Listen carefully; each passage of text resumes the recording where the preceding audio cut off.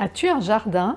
Aimerais-tu savoir comment l'aménager du point de vue du Feng Shui? Si tu as la chance d'en avoir un, tu pourras, grâce aux enseignements donnés dans cette leçon, améliorer considérablement son Qi, autrement dit augmenter son taux vibratoire grâce à un principe fondamental tiré du Feng Shui traditionnel.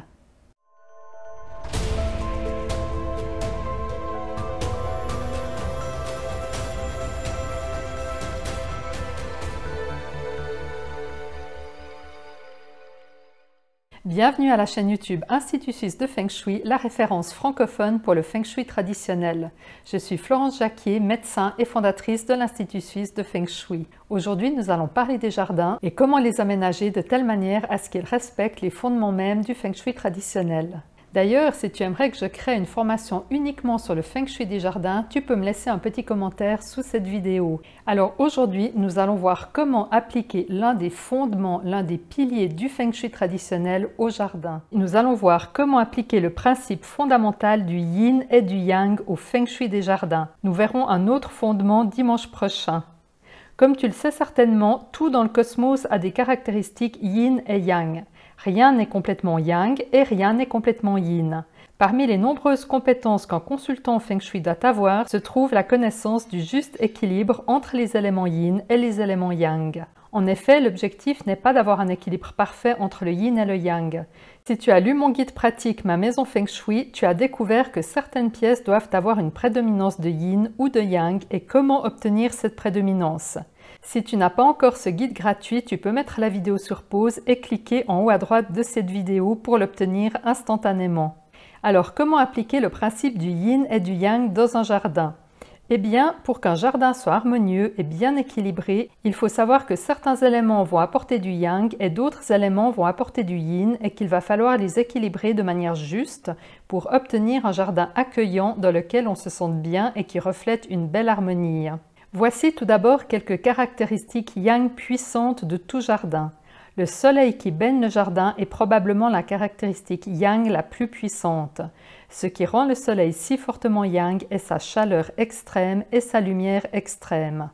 L'eau possède également une forte caractéristique Yang, et plus son volume est important, plus l'aspect Yang sera important. Les plantes, les fleurs, les arbres sont tous des êtres vivants et par là même possèdent de fortes caractéristiques Yang. S'il y a souvent des personnes dans le jardin, cela apportera également beaucoup d'énergie Yang. De la même manière que les êtres humains, les animaux apportent une belle énergie Yang dans un jardin calme. Voici d'ailleurs un chevreuil que j'ai pris en photo depuis mon séjour. Tu l'auras donc compris, le bruit est également une caractéristique Yang importante. Trop de mouvement représente également un excès de Yang. Nous allons voir un exemple un peu plus loin avec le vent.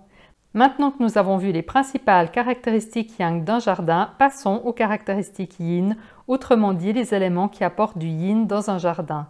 Parmi les caractéristiques Yin, l'ombre est importante. Elle rafraîchit et assombrit, deux caractéristiques Yin.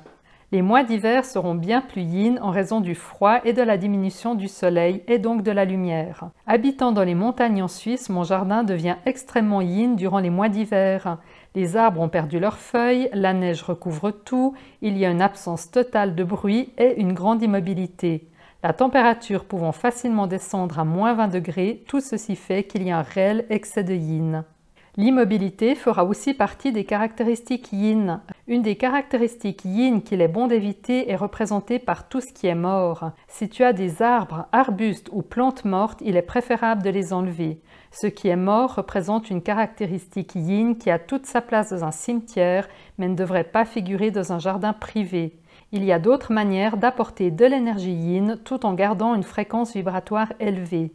Je vais te montrer maintenant plusieurs photos et tu pourras me dire pour chacune d'entre elles s'il existe un bon équilibre entre le Yin et le Yang ou si selon toi il y a un excès de Yin ou un excès de Yang.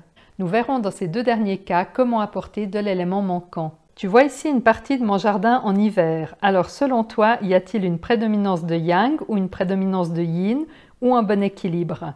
Et quels sont les éléments Yin et les éléments Yang? Je suis sûre que tu as répondu juste. En effet, il y a un fort excès de yin dans ce jardin à cette époque. C'est sombre, très froid, immobile et silencieux. Toutes des caractéristiques yin puissantes. Les formes arrondies des chaises et la couleur blanche de la neige sont les seuls éléments yang. Et comme tu le vois, un jardin qui présente un fort excès de yin peut être très beau, mais peu accueillant pour y séjourner. Les 2 chevreuils apportent un peu de yang, mais ne suffisent pas dans cet excès de yin encore renforcé sur cette partie du jardin par les abricotiers qui ont perdu leurs feuilles. Mais c'est tout ce qui fait le charme des saisons en Suisse, l'excès de yin en hiver, un bon équilibre yin-yang au printemps et en automne, et un excès de yang en été.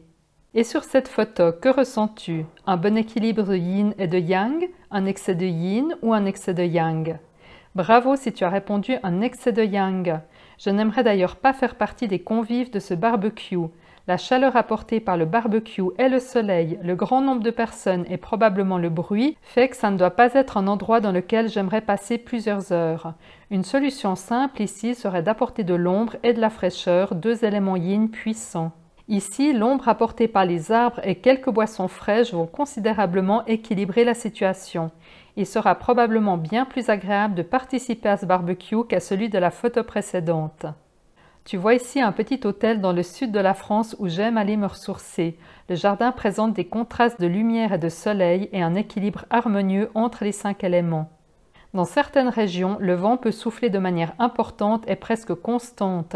Cela génère un excès de yang qu'il convient de diminuer. Je développe d'ailleurs le problème du vent et de ses solutions dans les formations avancées. Tu vois ici le jardin d'une de nos clientes. Afin de limiter l'impact néfaste du vent, la meilleure solution est d'avoir des haies.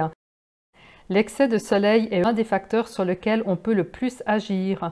Le simple fait de mettre un parasol ou de planter un arbre qui apportera de l'ombre résoudra le problème.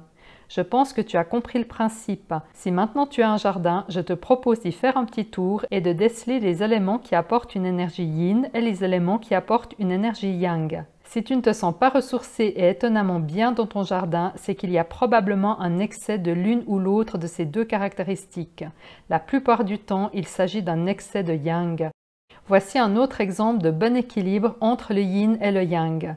Nous verrons cependant dans la prochaine vidéo comment on peut améliorer le feng shui de cet espace avec un autre secret feng shui concernant le jardin.